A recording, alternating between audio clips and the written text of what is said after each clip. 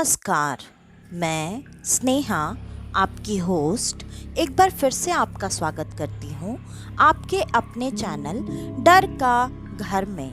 आज जो मैं कहानी आपके लिए लेकर आई हूँ, ये कहानी है ऐसी जगह की जिसको कि कई लोग धरती का स्वर्ग भी कहते हैं, जिसका नाम है कश्मीर। कश्मीर के डल लेक का नाम तो आप सबने सुना ही होगा। वो अपनी खूबसूरती, सुंदरता के लिए बहुत ज़्यादा फेमस जगह है। लेकिन वो जगह जितनी खूबसूरत है उतनी ही खतरनाक भी है।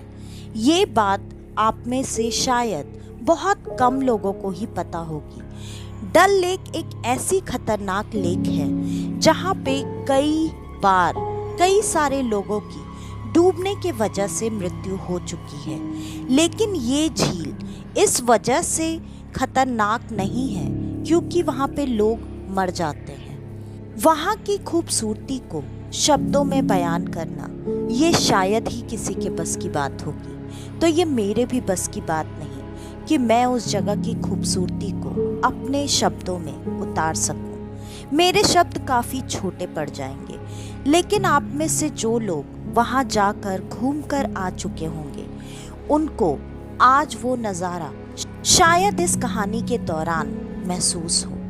डल लेक का पूरा हिस्सा हॉन्टेड नहीं है। वहाँ पर एक खास जगह है जो कि काफ़ी हॉन्टेड मानी जाती है। वहाँ के स्थानीय लोग भी उस जगह पर हमेशा जाने से कतराते हैं। उनका मानना यही है कि उस जगह के आसपास से जो भी इंसान दिन में या रात में अगर गुजरता है तो उसे कुछ ना कुछ ऐसी शक्तियों का एहसास होना बहुत आम बात है। और ज़्यादातर जो ऐसी शक्तियों के चपेट में वहाँ के स्थानीय लोग गलती से अगर आ गए तो या तो वो बहुत बड़ी बड़ी बीमारियों से लंबे समय के लिए ग्रसित हो जाते हैं या तो वो अपने मानसिक संतुलन को खो देते हैं। आज की ये कहानी है एक नए शादीशुदा जोड़े की, जिनकी शादी हुए अभी मुश्किल से एक दिन भी नहीं बीता था। उनको हनीमून पे जाना था। उनके परिवार वालों ने उनके लिए कश्मीर की टिकट्स बुक की थी ताकि वो वहाँ पर जाकर धरती के इस स्वर्ग का नज़ारा ले सकें। और वो दोनों शादी के दूसरे दिन ही हनीमून के लिए निकल गए।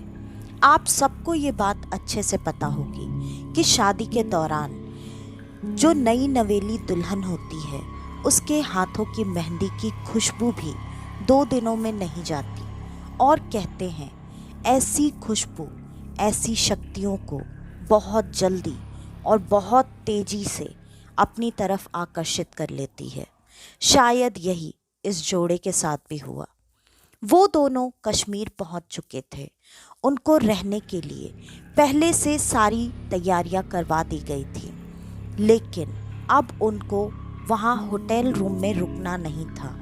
उनको वहाँ की हर एक चीज़ एक हफ्ते के स्टे में घूमकर एक्सप्लोर करनी थी।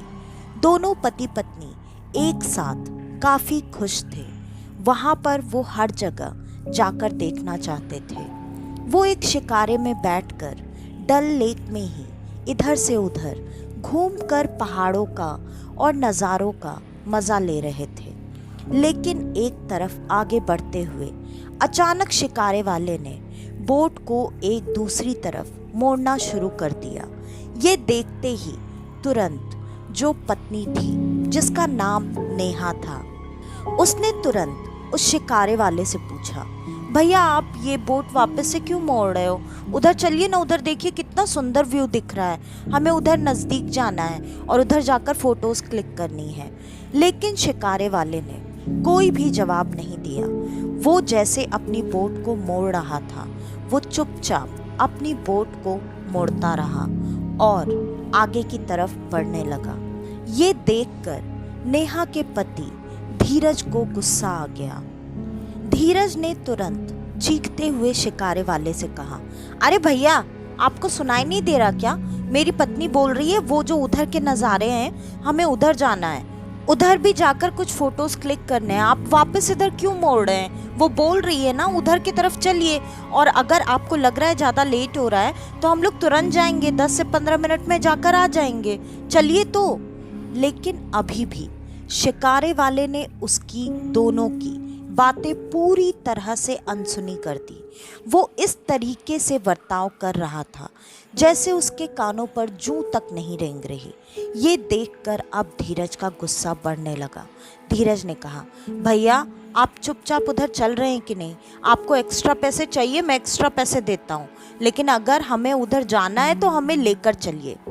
इस पर शिकारे वाले के साथ जो एक लड़का था उसने धीरज से कहा, भैया हम लेक के उस हिस्से में कभी नहीं जाते, और आप यहाँ के हो नहीं, तो आपको भी हम यही सलाह देंगे कि उधर जाने की ज़िद आप दोनों बिल्कुल ना कीजिए। जहाँ तक रही पैसे की बात, तो हम ये पैसे के लिए नहीं, हम सबकी सलामती के लिए कर रहे हैं। अगर आपको ये बात समझ में नहीं आती तो आप हमारे अलावा चाहे तो किसी और भी शिकारे वाले से जाकर बात कर लें। कोई भी वहाँ उस द्वीप तक आपको लेकर जाने को तैयार कभी नहीं होगा, चाहे आप उसे कितने भी पैसे दे दें। इस पर धीरज ने अपना गुस्सा थोड़ा शांत करते हुए आश्चर्य से उस शिकारे वाले से पूछा, ऐसा क्या है उस द्वीप पे, और हम उस आइलैंड पे क्यों नहीं जा सकते?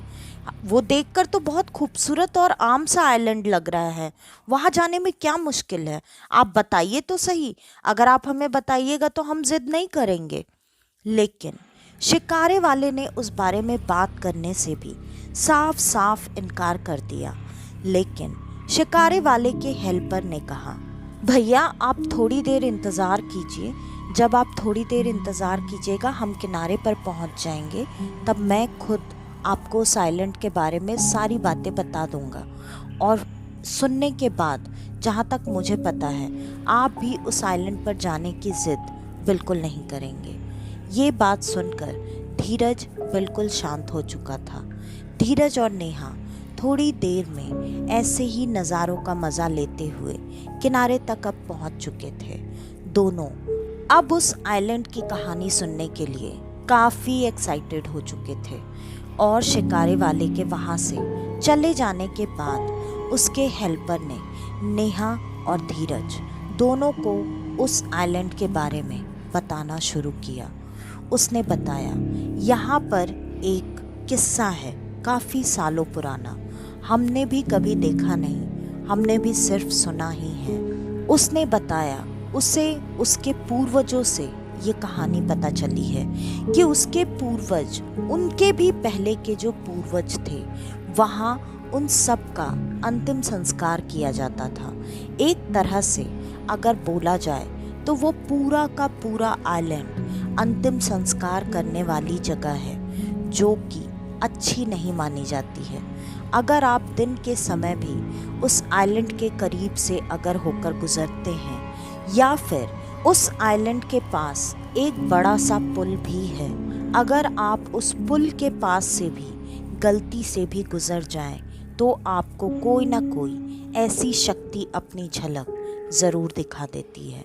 सिर्फ झलक ही नहीं दिखाती, कई बार तो अगर आपकी किस्मत अच्छी होती है तो आप बच जाते हैं, लेकिन अगर आपकी किस्मत अच्छी नहीं रही तो फिर या तो सालों तक के लिए आपको भुगतना पड़ता है, या फिर आपकी मृत्यु भी हो सकती है। हमारे गांव में भी ऐसे कई सारे लोग हैं जो कि जाने अनजाने उस तरफ चले गए थे, लेकिन आज भी वो बड़ी बड़ी बीमारियों से ग्रसित हैं। कई बार कई तरह के इलाज उपचार करवाने के बाद भी उनको कहीं भी किसी भी तरह की कोई भी शांति नहीं मिल पाई। इसलिए हम में से कोई भी उस इलाके के आसपास भी अब बिल्कुल नहीं जाता, और वहाँ वो आइलैंड अब पूरी तरह से सुनसान है। हाँ, देखने में वो आइलैंड दूर से काफ़ी खूबसूरत और आकर्षक दिखता है, क्योंकि वहाँ पर आपको ऐसे ऐसे पेड़ मिल जाएंगे जो शायद आपको इधर देखने नहीं मिलेंगे। नेहा और धीरज दोनों बहुत शांति से और ध्यान से उस शिकारे वाले के हेल्पर की ये कहानी सुन रहे थे। जैसे ही उसने अपनी पूरी बात बताकर खत्म की, दोनों ने एक दूसरे के चेहरे की तरफ देखा और दोनों ठहाके मार मार कर हंसने लगे। ये चीज़ देखते ही उस हेल्पर को काफ़ी बुरा लगा। उसने कहा, आपको अगर मेरी बात मजाक लग रही है तो ठीक है, आप हंस लीजिए, लेकिन मैं आपसे भी यही कहूँगा, गलती से भी ये गलती बिल्कुल मत कीजिएगा कि आप उस आइलैंड पे जाने की कोशिश कीजिएगा। और ये चेतावनी देकर वो वहाँ से चला गया। लेकिन ऐसी बातें सुनने के बाद कुछ लोगों के अंदर ऐसी जगहों पर जाने की उत्सुकता काफ़ी बढ़ जाती है। उसमें से ही धीरज और नेहा भी थे। अगले दिन दोनों काफ़ी एक्साइटेड थे। दोनों ने एक्स्ट्रा पैसे देकर जैसे तैसे मिन्नतें करके एक शिकारे वाले को वहाँ तक जाने के लिए मना लिया और ज़्यादा पैसों की लालच में वो भी मान गया।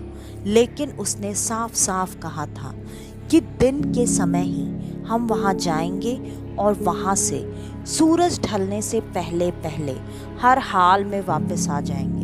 अगर आप सूरज ढलने से पहले बोट पर नहीं आए तो मैं आपको उसी आइलैंड पर छोड़कर वहाँ अकेले आ जाऊँगा। सारी बातें तय हो चुकी थी और अब तीनों उस आइलैंड के लिए निकल चुके थे। वहाँ पर पहुँचते ही उन्हें कुछ अजीब सा एहसास होने लगा। नेहा को बार बार ऐसा महसूस हो रहा था जैसे कोई उसके पास से गुजर कर जा रहा हो। लेकिन ऐसा कैसे पॉसिबल था, क्योंकि वो तीनों तो बोट पर थे, पानी के बीचों बीच, और वहाँ कोई ऐसे इतनी तेजी से किसी के पास से कैसे गुजर सकता था। लेकिन नेहा ने अपने इस एहसास को धीरज से और उस शिकारे वाले से छुपाए रखा। और जैसे ही वो आइलैंड के पास पहुँचे, नेहा ने कहना शुरू किया कि हमें यहाँ नहीं जाना चाहिए। लेकिन धीरज ने नेहा को मनाना शुरू किया। उसने कहा, अरे यार, अब तुम क्या मूड स्पॉइल कर रही हो? हम इतने सारे पैसे देकर यहाँ तक इसलिए थोड़ी आए हैं कि अब तुम आइलैंड पे ही आने से मना कर दो। चलो तो 10 मिनट में जा कर के आ जाएंगे। चलो ना प्लीज़, चलो चलो। इतनी बार मिन्नतें करने के बाद नेहा भी अब अपने डर को थोड़ा काबू में करते हुए जैसे तैसे उस आइलैंड पर चली गई। और वो दोनों इधर उधर घूमकर बार बार फोटोज क्लिक कर रहे थे। नेहा का वो एहसास अब बहुत ज़्यादा बढ़ चुका था। उसे अब ये एहसास हो रहा था कि कोई उसके साथ, उसके पीछे लगातार चल रहा है। वो बार बार पीछे मुड़कर जो भी उसे महसूस हो रहा था उसे देखने की कोशिश कर रही थी, लेकिन कोई भी उसे नज़र नहीं आ रहा था। उसकी हरकतें थोड़ी अलग सी होने लगी थी। धीरज ने कहा, तुम्हें क्या हो गया है? तुम इस तरह से क्यों बिहेव कर रही हो? थोड़े बहुत अच्छे अच्छे पिक्चर्स निकालते हैं, देखो कितना खूबसूरत आइलैंड है यार, और इसके मज़े लो, फिर हम घर वापस चलते हैं। नेहा अब कुछ बोल नहीं रही थी। नेहा चुपचाप धीरज जैसे जहाँ जिस पोजीशन में खड़े होने के लिए बताता फ़ोटोज़ क्लिक करने के लिए, नेहा वहाँ जाती, चुपचाप खड़ी हो जाती और खड़ी होने के बाद फ़ोटोज़ क्लिक करवा रही थी। ये सिलसिला लगभग 20 मिनट तक चलता रहा। अब अगला पोज धीरज ने नेहा को बताया।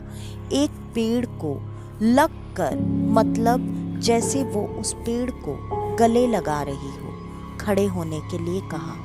नेहा वहाँ पर गई। उसने उस पेड़ के पास जाकर पहले उस पेड़ को देखना शुरू किया, लेकिन अचानक नेहा को ऐसा महसूस हुआ जैसे किसी ने उसे दोनों हाथों से खींचकर उस पेड़ से चिपका दिया हो। ये देखकर धीरज को लगा कि वो कितना नेचुरल पोज दे रही है। ओ वाओ, मेरी बीवी तो पोजिंग करना सीख गई। और उसने फोटोज क्लिक किए। क्लिक करने के बाद अब लगभग 1 घंटा बीत चुका था। शिकारे वाले ने भी अब उनको वहां से निकलने के लिए बोलना शुरू कर दिया। दोनों का लगभग आइलैंड घूमकर हो चुका था। फोटोज भी काफी सारे क्लिक कर लिए थे। अब दोनों वापस बोट की तरफ चल पड़े, लेकिन नेहा उस पेड़ से अभी भी चिपकी हुई थी। वो वहां से हटने को तैयार ही नहीं थी। फिर उसके पति ने थोड़ी नेहा की खिंचाई करते हुए कहा, अरे बस हुआ, तुम्हारा पति वो नहीं है, तुम्हारा पति मैं हूँ। चिपकना ही है तो आकर मुझसे चिपको यार, क्या अभी तक उस पेड़ से चिपकी हुई हो। चलो हमें लेट हो रहा है, देखो वो शिकारे वाला बुला रहा है हम लोग को। लेकिन नेहा ने धीरज के किसी भी बात का कोई भी जवाब नहीं दिया। वो वहीं उस पेड़ से लिपट कर खड़ी रही। ये देखकर धीरज नेहा के पास गया।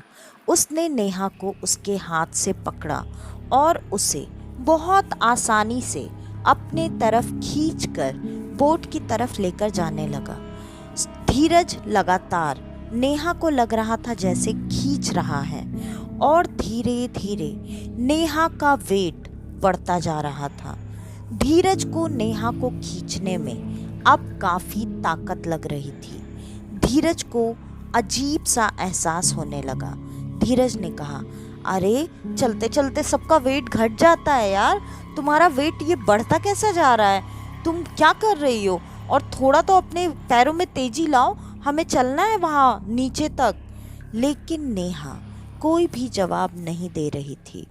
जैसे धीरज नेहा को खींचकर उसकी स्पीड धीरे होती जा रही थी, वैसे ही नेहा को ये एहसास हो रहा था जैसे कई सारा बोझ उसके कंधे पर, उसके पैरों पर, हर जगह रख दिया गया है, जिसको कि नेहा ना तो उठा पा रही है ना ही चल पा रही है।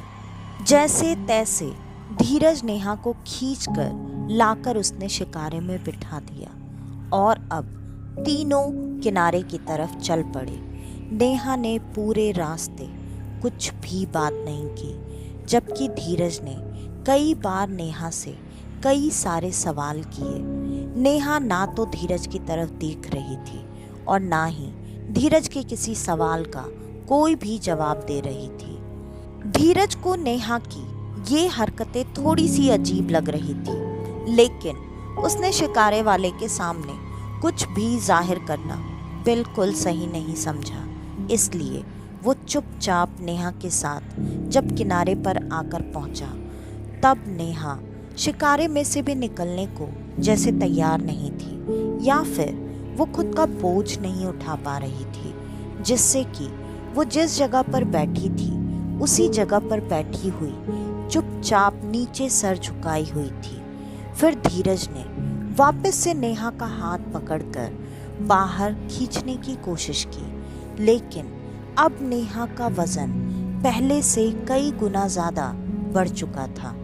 धीरज ने भी ये सारी चीज़ें किसी के सामने बिल्कुल जाहिर नहीं की।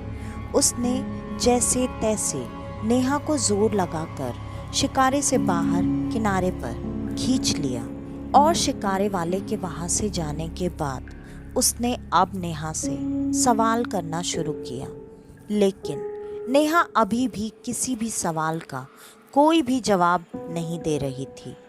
अब धीरज के मन में थोड़ा बहुत डर घर करने लगा, क्योंकि नेहा ने ऐसा व्यवहार पहले कभी नहीं किया था और नेहा काफ़ी बोलने वाली हंसमुख लड़की थी।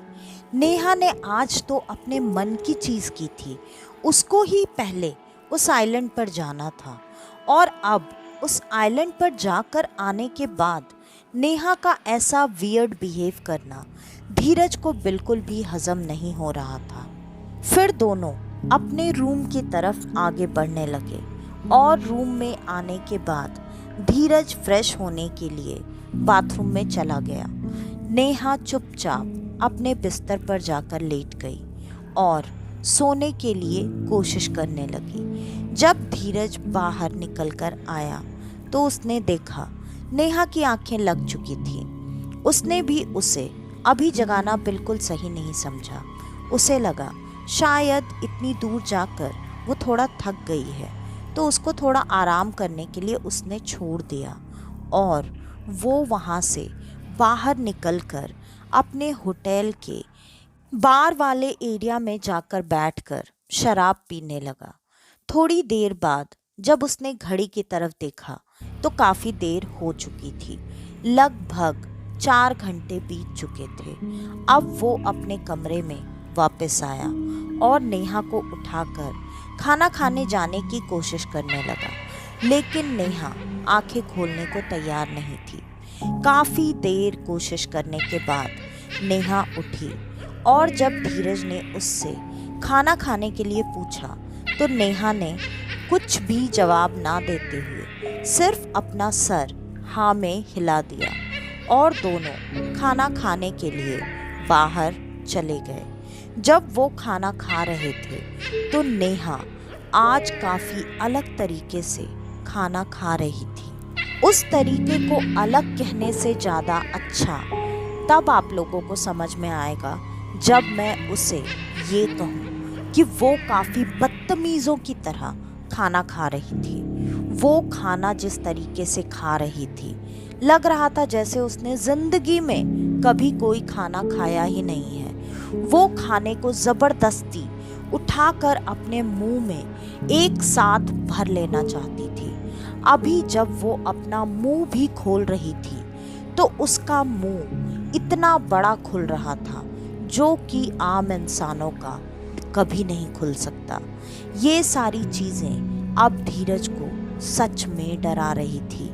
वो नेहा से कुछ पूछने से पहले 100 बार सोच रहा था, क्योंकि जब उसने नेहा का बीच में एक बार हाथ पकड़ के उसे ऐसे खाने से रोकने की कोशिश की, नेहा ने उसे इतनी भयानक लाल आंखें करके घूरा था कि धीरज की सिट्टी पिट्टी अब गुम हो चुकी थी। धीरज को भी कहीं ना कहीं उन शिकारे वालों की बातों में सच्चाई नजर आने लगी थी, लेकिन नेहा तो उसी तरह से खाना खाए जा रही थी। होटल के बाकी सारे लोग अब खुद का खाना छोड़कर नेहा को देखने लगे। उनको नेहा की वो हरकतें बहुत अजीब सी लग रही थी, लेकिन अचानक वहाँ धीरज के पास होटल का एक बुजुर्ग पहुँच गया। उसने कहा, सर, आपके और मैडम के साथ कोई तकलीफ़ है क्या? धीरज ने उसकी तरफ देखते हुए कहा, आप ऐसा क्यों बोल रहे हैं और आप ऐसा पूछ रहे हैं, आप हैं कौन? उसने कहा, मैं यहाँ का मैनेजर हूँ। आप मेरे साथ थोड़ा साइड में चलिएगा, मुझे आपसे कुछ बात करनी है। धीरज भी अब काफ़ी डर चुका था, इसलिए वो चुपचाप बिना कोई सवाल जवाब किए उस बुज़ुर्ग मैनेजर के साथ साइड में चला गया। जब वो वहाँ पर गया तो मैनेजर ने उससे पूछा, सर, मैडम के साथ कुछ न कुछ तो प्रॉब्लम हो चुकी है, वो उनको देखकर साफ साफ समझ में आ रहा है। और ये चीज़ें मैं इतनी अच्छी तरीके से इसलिए समझ सकता हूँ क्योंकि कुछ सालों पहले मेरी पत्नी के साथ भी ऐसी समस्या हुई थी। मुझे समय पर उस समस्या का समाधान पता नहीं चलने की वजह से मैं मेरी पत्नी को बचा नहीं सका, लेकिन आपके साथ ये जो भी समस्या हुई है, आप बता सकते हैं क्या कितनी समय पहले हुई है? इस पर धीरज ने कहा, मुझे इस चीज़ का ज़्यादा समझ तो नहीं है, हाँ, लेकिन जब से मैंने नोटिस किया है, आज सुबह हम लोग एक आइलैंड पर घूमने के लिए गए थे और तब से ही वो ऐसी हरकतें कर रही है। वो पहले तो खुद ही उस आइलैंड पर जाना चाहती थी, लेकिन जब हम उस आइलैंड पर पहुँचे तो वो वहाँ जाने को तैयार ही नहीं थी। लग रहा था जैसे उसे कुछ दिखाई दे रहा है। वो एक तरफ नज़रें गड़ाई हुई थी और मना कर रही थी, चलो यहाँ से वापस चलते हैं। और मैंने उसकी बात नहीं मानी, मैं उसे ज़बरदस्ती उस आइलैंड पर लेकर गया। हम लोगों ने काफ़ी सारे फ़ोटोज़ भी निकाले, लेकिन तब तक तो सब कुछ मुझे ठीक ही लग रहा था और अब अचानक से वो अजीब तरीके से हरकतें कर रही है। इस पर उस बुज़ुर्ग ने कहा, बस मैं समझ गया, आपके साथ भी बिल्कुल वही परेशानी हुई है जो मेरी पत्नी के साथ हुई थी।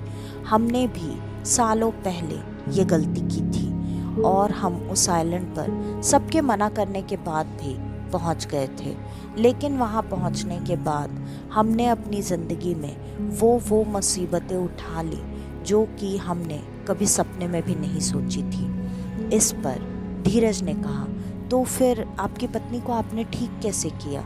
मैनेजर ने कहा, मैं उसे कभी ठीक ही नहीं कर पाया, क्योंकि मुझे उसके साथ हो रही इन चीज़ों का कभी सही पता लग ही नहीं पाया कि उसके साथ समस्या क्या हुई है। इस पर धीरज ने कहा, फिर आप मेरी मदद कैसे कर सकते हैं? बताइए, मैं क्या करूं? मैं अपनी पत्नी को कैसे ठीक कर सकता हूं? क्योंकि मैं अपने घर वालों को भी ये बातें नहीं बता सकता। हमारी शादी को अभी ज़्यादा दिन भी नहीं हुए हैं। ये सुनकर उस मैनेजर ने कहा, आप बिल्कुल चिंता मत कीजिए, आपके समस्या का पता बहुत जल्दी चल चुका है। इससे ये अच्छी बात है कि आपको समस्या का समाधान करने का भी तरीका मैं बता दूंगा। आप वहाँ जाइए, आपकी पत्नी के साथ जो भी समस्या होगी सब तुरंत ठीक हो जाएगी।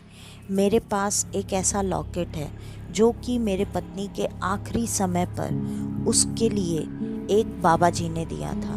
उन्होंने कहा था वो लॉकेट पहनाकर मैं उसे चाहे जैसे भी उस मंदिर तक लेकर आ जाऊं, फिर वो मेरी पत्नी की जान बचा लेंगे। लेकिन मैं मेरी पत्नी की जान तो नहीं बचा पाया, क्योंकि आखिरी समय पर मुझे ये चीज़ें समझ में आई थी। तो मैं वो लॉकेट आपको लाकर देता हूँ। आप वो लॉकेट चाहे जैसे भी अपनी पत्नी के गले में डाल दीजिए। और मैं एक मंदिर आपको बताता हूँ।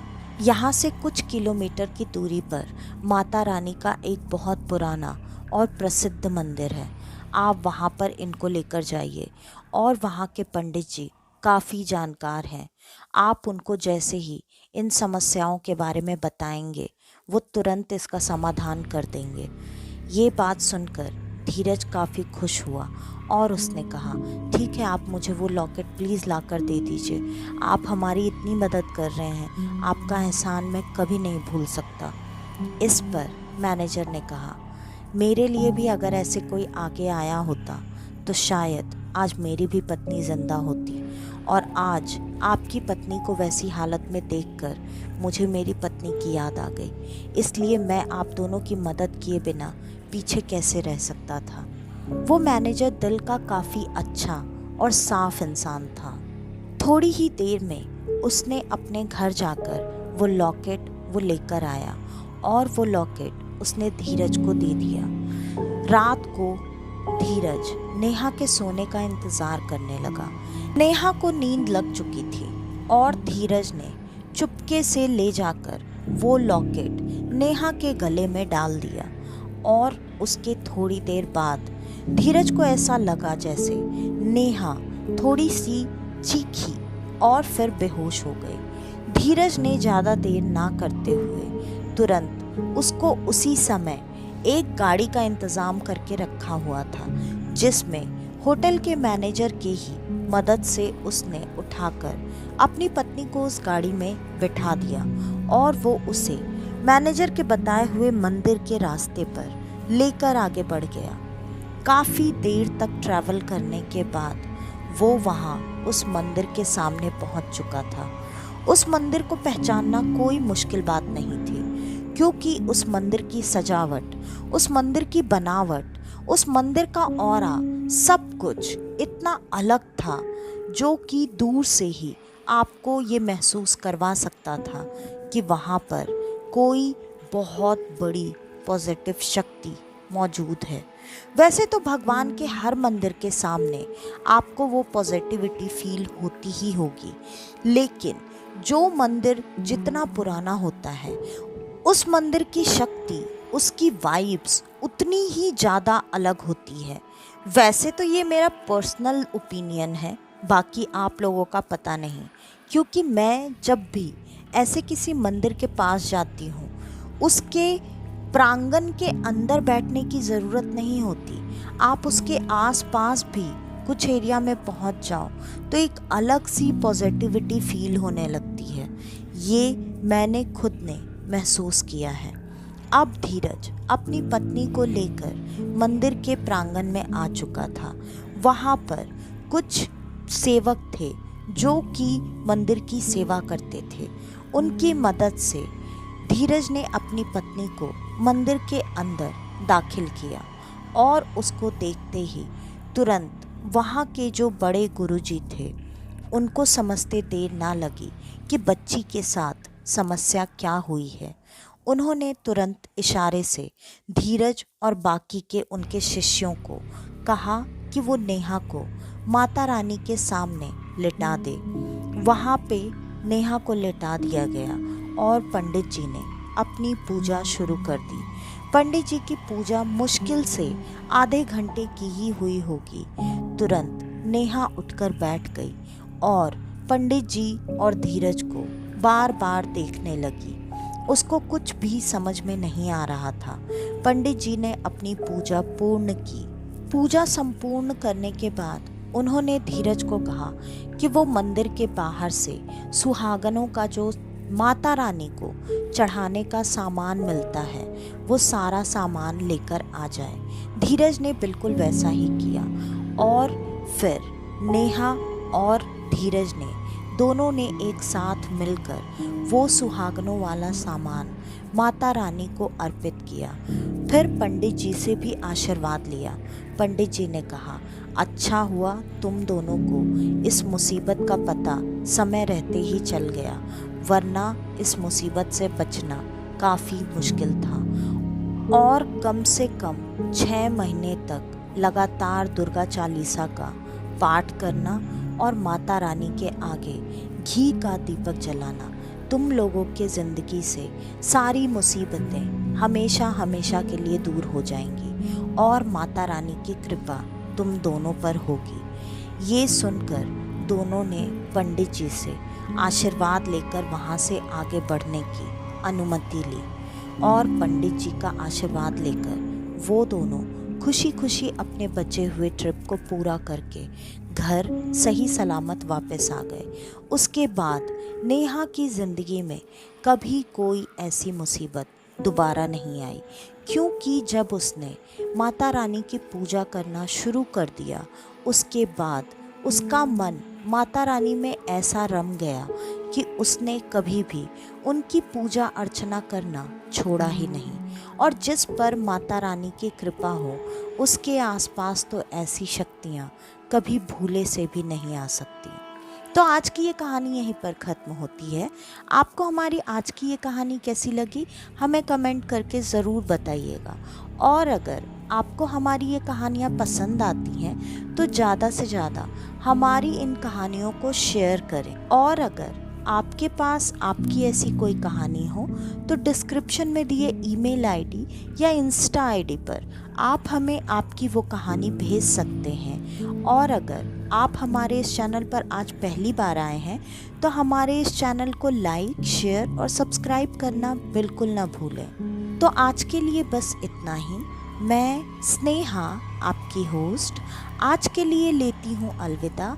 वापस से आपसे मिलने आऊँगी और आप सबको लेकर जाऊँगी कुछ जाने अनजाने किस्से कहानियों के सफ़र पर, आपका अपना डर का घर में।